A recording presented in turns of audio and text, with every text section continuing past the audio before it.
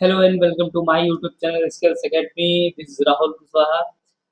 आज का जो हमारा टॉपिक है वो है नॉन एक्वस सॉल्वेंट, जो कि बहुत ही इजी टॉपिक है और इससे आपको 4 से 5 क्वेश्चन एग्जाम में देखने को मिलेंगे। तो स्टार्ट करते हैं। सबसे पहले बात करते हैं सॉल्वेंट की। तो सॉल्वेंट्स हमारे होते क्या हैं?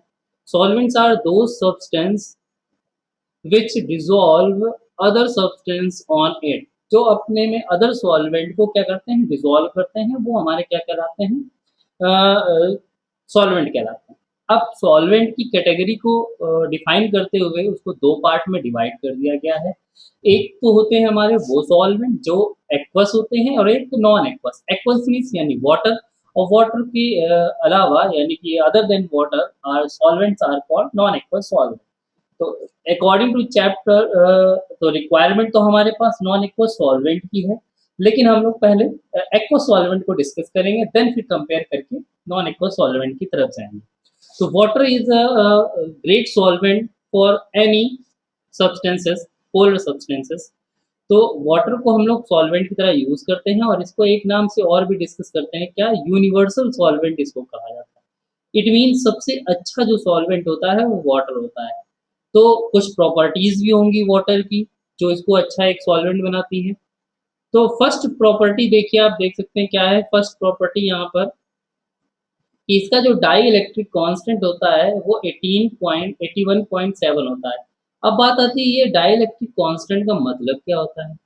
तो आप सभी ने ही कूलॉम फोर्स पढ़ा होगा फिजिक्स में, जिसका फॉर्मूला होता है one F equal to 1/4 pi epsilon naught के Q1 Q2 by R square.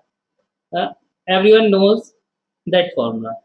Now, in this formula, we see our relation force and dielectric constant.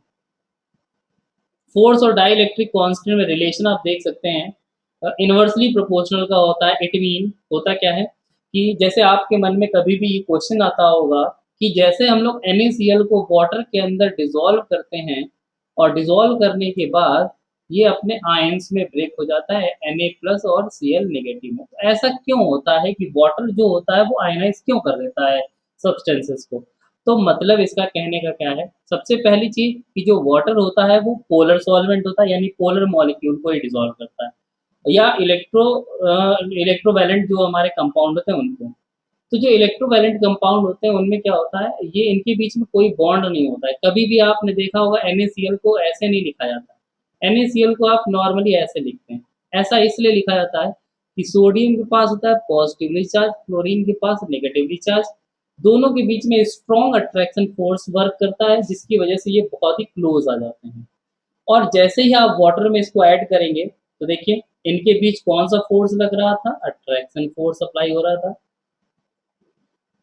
जैसे ही आपने इसको वाटर में डाला तो वाटर में डिसॉल्व करने में क्या होता है कि वाटर का डाई इलेक्ट्रिक कांस्टेंट बहुत हाई होता है। तो अगर ये वैल्यू हाई है तो ऑलरेडी क्या होगा, फोर्स जो होगा वो लेस हो जाएगा।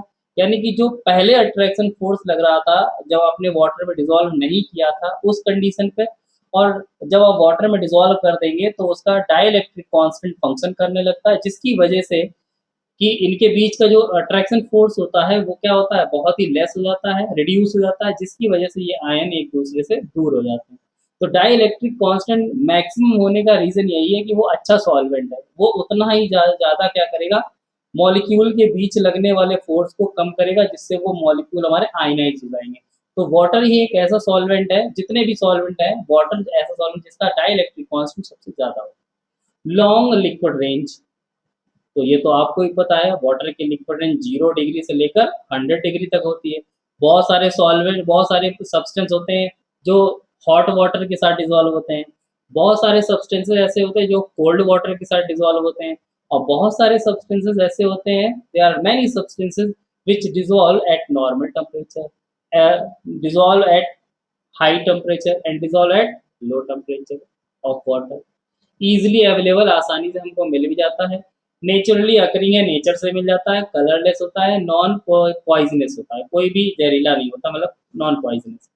डिजोल्व पोलर मॉलिक्यूल, किसको डिजोल्व करता है, पोलर मॉलिक्यूल को। नेक्स्ट बात करते हैं ऑटो आयनाइजेशन। कौन सी रिएक्शन ये हमको प्रोवाइड करता है, ऑटो आयनाइजेशन। देखिए ऑटो आयनाइजेशन रिएक्ट प्रोसेस ऐसा प्रोसेस होता है जिसमें जो सॉल्वेंट होता है वो आपस में आयनाइज हो जाता है। दो सॉल्वेंट मॉलिक्यूल जो होंगे आपस में एक दूसरे को आयनाइज कर देंगे। तो यहाँ देखिए वाटर के 2 मॉलिक्यूल हम लोगों ने ले लिए हैं। एक वाटर मॉलिक्यूल अपना H प्लस इसको डोनेट करेगा, तो H प्लस इसने डोनेट किया तो ये OH नेगेटिव हुआ, और इसने H प्लस को एक्सेप्ट कर लिया तो ये H3O पॉजिटिव हुआ। तो H3O पॉजिटिव को हम लोग एसिड से रिप्रेजेंट करते हैं और OH माइनस को हम लोग बेस से रिप्रेजेंट करते हैं। अब क्वेश्चन जैसे आपसे ये भी पूछा सकता है कि in case of water the base is, तो उसमें 3 से 4 ऑप्शन जो भी आपको दिए जाएंगे उसमें एक ऑप्शन आपको OH नेगेटिव भी होगा। एसिड पूछा जाएगा तो आपको H3O पॉजिटिव दिखाया जाएगा। तो this is all about aqueous solvent. Now we move with non aqueous solvent. तो नॉन एक्वस सॉल्वेंट को हम लोग दो कैटेगरी में डिवाइड करते हैं। क्या? एक वो जिनका नाम दिया गया प्रोटिक सॉल्वेंट और प्रोटोनिक सॉल्वेंट, उन्हीं को कहा गया। और दूसरे वो जिनको कहा गया एप्रोटिक सॉल्वेंट और non protonic solvent. Protic solvent किसके लिए यूज होते हैं? For polar molecule. और जो एप्रोटिक होते हैं वो किसके लिए यूज होते हैं? For non polar molecule. तो आपके सिलेबस में दो ही ऐसे हैं, एक प्रोटिक सॉल्वेंट हमको डिटेल से पढ़ना है और एक एप्रोटिक। प्रोटिक में आ जाता है आपका लिक्विड अमोनिया और एप्रोटिक में आ जाता है आपका लिक्विड SO2। तो पहले बात कर लेते हैं कि प्रोटिक और एप्रोटिक होते क्या है। प्रोटिक में कंडीशन क्या होती है? Must contain hydrogen. जितने भी प्रोटिक होंगे सभी में क्या होता है? हाइड्रोजन होना कंपलसरी होता है। और एप्रोटिक में हाइड्रोजन हो भी और ना भी, देखिए लिखा है मे और may not hydrogen contain. Hydrogen हो भी तो भी कोई दिक्कत नहीं है, ना हो तब भी कोई दिक्कत नहीं। अब जैसे मान लो आगे देखते हैं कि हाइड्रोजन होगा तो उसका फंक्शन क्या होगा। हाइड्रोजन अगर है और वो क्या हो रहा है? डोनेट और एक्सेप्ट हो रहा है। आइदर डोनेट और एक्सेप्ट, आइदर डोनेट और एक्सेप्ट, तो वो हमारे क्या कहलाएगा? प्रोटिक में। तो प्रोटिक सॉल्वेंट क्या होते हैं? जो प्रोटॉन डोनेट करते हैं या प्रोटॉन एक्सेप्ट करते हैं। और जो ना प्रोटॉन डोनेट करे ना एक्सेप्ट करे वो हमारे क्या कहलाएंगे? एप्रोटिक। नाम से ही समझ में, देखो आप ऐसे आ रहे हो, प्रोटोनिक यानी जो प्रोटॉन दे या ले वो हमारा प्रोटोनिक आ गया। नॉन प्रोटोनिक यानी जो प्रोटॉन ना दे ना ही ले, ना ही वो डोनेट करेगा ना ही वो एक्सेप्ट करेगा, तो नॉन प्रोटोनिक। और डोनेट और एक्सेप्ट करे वो प्रोटोनिक। आप डोनेट पे देख सकते हैं कि जब कोई भी प्रोटोनिक सॉल्वेंट होगा अगर वो डोनेट कर रहा है अपने हाइड्रोजन को या प्रोटॉन्स को, तो उसको क्या बोलते हैं? एसिडिक सॉल्वेंट कहते हैं या प्रोटोजेनिक सॉल्वेंट कहते हैं। नाम जरूर याद रखिएगा कि इनको और किस नाम से जानते हैं। और अगर प्रोटॉन एक्सेप्ट हो रहा होगा तो उसको बेसिक सॉल्वेंट कहते हैं और उसी को ही प्रोटोफिलिक कहते हैं। एग्जांपल्स देख लेते हैं। जैसे लिक्विड HF है, ये अपना H डोनेट करेगा, तो H डोनेट करेगा इट मीन्स एसिडिक हो गया ये हमारा। और यहाँ लिक्विड अमोनिया है तो ये H प्लस को लेकर NH4 पॉजिटिव बनाता है, तो ये हमारा इसमें आ जाएगा बेसिक में। है सारे प्रोटोनिक। नॉन प्रोटोनिक की कंडीशन क्या होती है? हाइड्रोजन हो भी और ना भी हो। ठीक, तो देखो यहाँ पर बेंजीन में हाइड्रोजन है भी लेकिन ये प्रोटॉन ना देता ना लेता है, तो जो ना प्रोटॉन डोनेट करे ना एक्सेप्ट करे वो एप्रोटिक में। Cl4 और लिक्विड SO2। तो आपको दो चीजें हमेशा याद रखनी है, एक लिक्विड अमोनिया ये कैसा सॉल्वेंट होता है? ये होता है प्रोटोनिक सॉल्वेंट। और लिक्विड SO2 कैसा होता है? नॉन प्रोटोनिक होता है। ठीक, आगे चलते हैं, अब एक एक करके डिस्कस करते हैं। लिक्विड अमोनिया की बात करते हैं। तो आप देख सकते हैं यहाँ पर क्या लिखा हुआ है कि लिक्विड अमोनिया कैसा होता है? नॉन एक्वस सॉल्वेंट है, प्रोटिक सॉल्वेंट है, बेसिक सॉल्वेंट है, उसी में आता है क्योंकि प्रोटॉन एक्सेप्ट करेगा। क्या बनाता है? हाइड्रोजन बॉन्डिंग बनाता है, लाइक वाटर। वाटर भी हाइड्रोजन बॉन्डिंग बनाता था। डिसॉल्व किसको करेगा? पोलर सॉल्वेंट को डिसॉल्व करेगा। ये जरूरी इंपॉर्टेंट है, आप याद रखिए। जैसे वाटर कितना था? 81.7। इसी तरीके से लिक्विड अमोनिया का जो डाइलेक्ट्रिक कांस्टेंट होता है वो कितना होता है? 22 होता है। और कितने डिग्री सेंटीग्रेड? ये भी याद रखिए, माइनस का 33.3 डिग्री सेल्सियस। और यहाँ से आप ये भी देखिए कि जो लिक्विड अमोनिया है ये फंक्शन कब करता है? जब इसका टेम्परेचर कितना लेना पड़ेगा आपको? लो टेम्परेचर, देखिए माइनस में। तो ये सॉल्वेंट आपका लिक्विड अमोनिया कब बनेगा? जब टेम्परेचर आपको बहुत ही लो रखना पड़ेगा तब। लिक्विड रेंज कहाँ से कहाँ तक होती है? माइनस का 77.7 से लेकर माइनस का 33.3 डिग्री सेल्सियस, ये इसकी क्या होती है? Liquid range. प्रॉपर्टीज की बात करते हैं तो ये सबसे इंपॉर्टेंट प्रॉपर्टी होती है कि अगर लिक्विड अमोनिया में, इफ लिक्विड अमोनिया या if the solution of alkali metal या if the alkali metal dissolve in liquid ammonia में अगर alkali metal या alkaline earth metal को dissolve करते हैं तो उसमें एक इलेक्ट्रॉन क्या होता है, वो टैप्ड हो जाता है, यानी फंस जाता है। एक इलेक्ट्रॉन क्या हो जाता है, टैप्ड हो जाता है। और जब कोई फ्री इलेक्ट्रॉन होता है तो फ्री इलेक्ट्रॉन की वजह से कलर भी आता है, फ्री इलेक्ट्रॉन की वजह से वो पैरामैग्नेटिक भी होता है। ठीक, तो यहाँ पर जब भी कोई एल्कली मेटल्स अगर लिक्विड अमोनिया में जाती हैं तो इलेक्ट्रॉन टैप होने की वजह से सिस्टम का जो कलर होता है वो कैसा हो जाता है, ब्लू। सिस्टम का कलर ब्लू हो जाता है और वो क्या बन जाता है, पैरामैग्नेटिक। पैरामैग्नेटिक, तो आप देख सकते हैं नीचे लिखा भी है कि वो हमारा कैसा हो जाएगा, पहली चीज ब्लू कलर का सोल्यूशन हो जाएगा और फिर वो पैरामैग्नेटिक हो जाता है। बात ये आती है प्रोडक्ट क्या बनता है, तो आप देख सकते हैं NH2 ग्रुप लगा हुआ है, NH2 को क्या बोलते हैं, एमाइड। तो ऐसी कंडीशन में जो प्रोडक्ट बनता है वो एमाइड बनता है। नेक्स्ट बात करते हैं ऑटो आयनाइजेशन, जो कि इंपॉर्टेंट रिएक्शन में आती है हमारी। ऑटो, देखिए इस चैप्टर में आपको क्या याद रखना है, सबसे पहली चीज आपको आइडेंटिफाई करना आना चाहिए कौन हमारा प्रोटिक होगा, कौन नॉन प्रोटोनिक होगा। वाटर को क्या कहते हैं, यूनिवर्सल सॉल्वेंट के नाम से जानते हैं। नेक्स्ट हम लोग बात करेंगे सबकी ऑटो आयनाइजेशन रिएक्शन की। ऑटो आयनाइजेशन रिएक्शन के बाद किसको हम लोग एसिड कहते हैं, किसको बेस कहते हैं। तो यही दो तीन प्रॉपर्टी इस चैप्टर में जो आपको याद रखनी है, अदरवाइज इसमें कुछ भी ऐसा नहीं है जो आपको पढ़ने की जरूरत है, आप एक बार पढ़ेंगे क्लियर हो जाएगा। ऑटो आयनाइजेशन में देख सकते हैं अमोनिया है तो सेम वही प्रोसेस जैसे वाटर में किया था, यहाँ से एक H+ का क्या होगा, ट्रांसफर। जैसे ही H+ का ट्रांसफर होगा तो एक अमोनिया को H+ मिलेगा तो NH4 पॉजिटिव बन जाएगा और दूसरा NH2 नेगेटिव। तो जो NH2 पॉजिटिव होता है, NH4 पॉजिटिव होता है, इसको हम लोग क्या बोलते हैं, अमोनियम। ये अमोनियम है और इसको क्या कहेंगे हम लोग, एमाइड। तो अमोनियम को और एक नाम से जानता है, क्या बोलेंगे, अमोनो एसिड। और NH2 यानी एमाइड को कहेंगे अमोनो बेस। अब यही क्वेश्चन आपसे पूछ दिया गया कि बताओ ऑटो आयनाइजेशन प्रोसेस जब लिक्विड अमोनिया का होता है तो अमोनो बेस क्या है, तो आपको याद है ना, NH2 नेगेटिव था। अमोनो एसिड क्या है, NH2 पॉजिटिव था। अदर और भी देख लेते हैं रिएक्शन, ये तो इंपॉर्टेंट थी।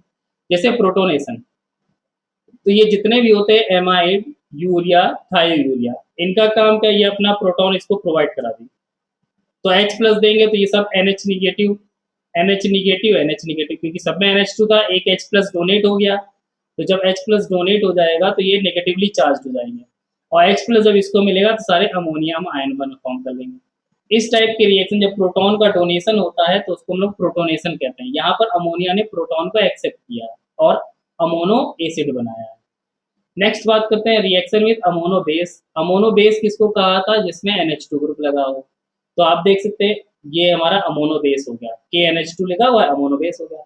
यहाँ प्रोसेस कैसा, डबल डिकम्पोजिशन, NH2 यहाँ चला जाएगा और NO3 यहाँ आ जाएगा। तो देखिए KNO3 बना और HNH2 बना। तो पोटेशियम एमाइड से हमारा सिल्वर एमाइड में कन्वर्ट हो गया। नेक्स्ट रिएक्शन है अमोनो एसिड की।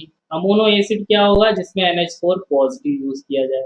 ठीक, तो देखिए मेटल ऑक्साइड हो या मेटल हाइड्रोक्साइड हो, ये NH4Cl से, देखिए NH4 आ गया, ये अमोनो एसिड की आइडेंटिफिकेशन हो गई। तो क्या बनाता है, ये सॉल्ट बनाएगा, अमोनिया बनाएगा और वाटर बनाएगा।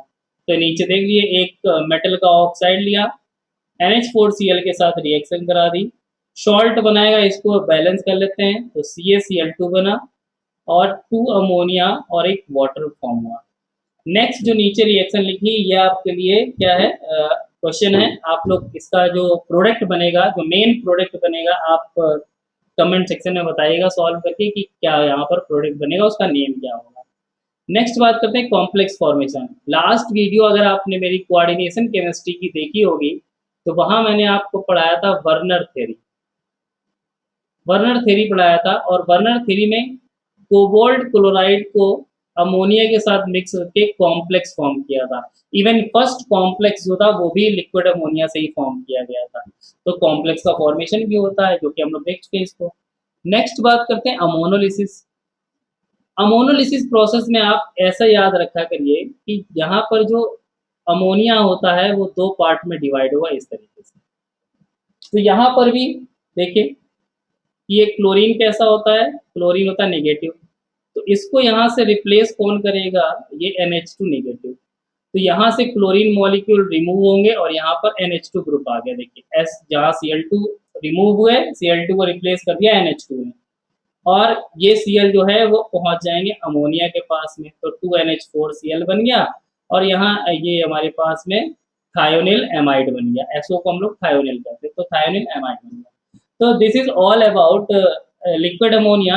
Now we move with liquid SO2. Simple सा होता है, नॉन एक्वस, तो ये हमारे पास सॉल्वेंट है लेकिन एप्रोटिक सॉल्वेंट है। हाँ, एप्रोटिक या नॉन प्रोटोनिक बोल सकते हैं। इनके पास प्रोटॉन नहीं है, ना ही ये प्रोटॉन एक्सेप्ट करता, ना ही डोनेट करता है। तो जब प्रोटॉन का डोनेशन होता है तो वो हमारे इलेक्ट्रिक कंपाउंड्स होते हैं या इलेक्ट्रोवैलेंट कंपाउंड होते हैं। और अगर ये हमारे पास में नॉन प्रोटिक है, यहाँ पर प्रोटॉन का ट्रांसफर है नहीं, तो ये कैसे के लिए कंपाउंड के लिए सॉल्वेंट का काम करता है, कोवैलेंट कंपाउंड के लिए सॉल्वेंट का काम करेगा। लिक्विड रेंज इसकी -10 डिग्री से लेकर 75.5 डिग्री सेल्सियस होती है। डाई इलेक्ट्रिक कॉन्स्टेंट जो कि इंपॉर्टेंट है, आपको याद रखना है कि 20 डिग्री सेल्सियस में इसका डाई इलेक्ट्रिक कॉन्स्टेंट कितना होता है, 17.4। वाटर का कितना होता है, रिकॉल कर लीजिए अपने माइंड में, 81.7। और अमोनिया का कितना होता था, 22। और सर SO2 का कितना है, 17.4। चलिए अब हम लोग बात करते हैं इसकी केमिकल प्रॉपर्टीज की, और केमिकल प्रॉपर्टीज में सबसे इंपॉर्टेंट होती है कौन सी, ऑटो आयनाइजेशन। तो देख सकते हैं ये ऑटो आयनाइजेशन है। अभी तक हम लोग प्रोटॉन का ट्रांसफर कर रहे थे, यहाँ प्रोटॉन तो है नहीं, तो प्रोटॉन की जगह हम लोग यहाँ पर किसका ट्रांसफर करेंगे, ऑक्साइड आयन का। तो जब कोई भी अपना ऑक्साइड आयन देगा, यानी O डबल माइनस जाएगा, इसको मिलेगा, तो ये हो जाएगा SO3 नेगेटिव। और कहीं से भी अगर 2 माइनस निकल रहे हैं तो अपने पीछे वो 2 पॉजिटिव छोड़कर आए होंगे। तो जब इस वाले से SO2 से एक ऑक्सीजन रिमूव हुआ तो इस पर पॉजिटिव चार्ज आएगा। जिस पर पॉजिटिव चार्ज आता है उसको थायोनिल आयन कहते हैं, और जिस पर नेगेटिव आता है उसको सल्फाइड आयन कहते हैं। थायोनिल आयन को एसिड की कैटेगरी में रखा गया है और सल्फाइड को बेस की कैटेगरी में रखा गया है। तो ये हमारे पास ऑटो आयनाइजेशन प्रोसेस है। नेक्स्ट बात करते हैं एसिड बेस रिएक्शन। आपने बहुत बचपन से पढ़ी होगी एसिड बेस रिएक्शन क्या, कि जब भी कोई एसिड बेस के साथ रिएक्ट करता था वो आपका बनाता था सॉल्ट प्लस वाटर। और ये वाटर है क्या, सॉल्वेंट ही तो होता था हमारा। तो एक्चुअल में जो हमारा इसकी जो ट्रिक होती है, जो मेथड होता है, वो क्या होता है कि कोई भी एसिड अगर बेस के साथ रिएक्शन करता है तो सॉल्ट बनाता है प्लस सॉल्वेंट बनाता है। तो यहाँ इसमें हम लोग सॉल्वेंट क्या यूज कर रहे हैं, SO2 यूज कर रहे हैं, तो सॉल्वेंट ये बनेगा। तो एसिड कौन से थे, मैंने अभी ऊपर आपको दिखाया, एसिड वो थे जिसमें SO आ जाए। बेस कौन होगा, जिसमें SO3 आ जाए। तो देखिए यहाँ SO है, ये एसिड, ये SO3 है यानी बेस। इनकी जब रिएक्शन कराई तो ये क्या बना, सॉल्ट, और साथ में सॉल्वेंट, तो सॉल्वेंट हमारा क्या है, SO2। तो एसिड बेस की रिएक्शन से सॉल्ट प्लस सॉल्वेंट हमारा फॉर्म होता है। नेक्स्ट कुछ ऑर्गेनिक रिएक्शन जो होती हैं वो एक्वस सॉल्यूशन में ना होकर लिक्विड SO2 में होती है यहाँ पर। तो ब्रोमिनेशन अगर इसका हम लोग कराएं विदाउट, अगर आप लिक्विड SO2 कराते हैं तो ब्रोमिनेशन जो होता है वो बेंजीन रिंग पर होता है। ब्रोमिनेशन कहाँ होता है, बेंजीन रिंग पर होता है। लेकिन आप लिक्विड SO2 ले लेंगे तो बेंजीन रिंग पर ब्रोमिनेशन ना होकर वो उसके सब्सटेंस पर होता है। तो ये स्टाइरिन है, स्टाइरिन का एक बॉन्ड ब्रेक हुआ, एक Br इधर और एक Br इधर, इस तरीके से ये ऐड हो गया। तो नॉन एक्वस सॉल्वेंट में आपका इतना ही था जो कि मैंने आपको कंप्लीट करा दिया है। अगर आपको इस चैप्टर से रिलेटेड कोई भी क्वेरी हो तो आप मेरे को कमेंट सेक्शन में पूछ सकते हैं, या आप मेरे को व्हाट्सएप पे भी पर्सनली पूछ सकते हैं। आई होप आपको अच्छा लगा हो, आप इसी तरीके से तैयारी करते रहिए। Thank you for watching.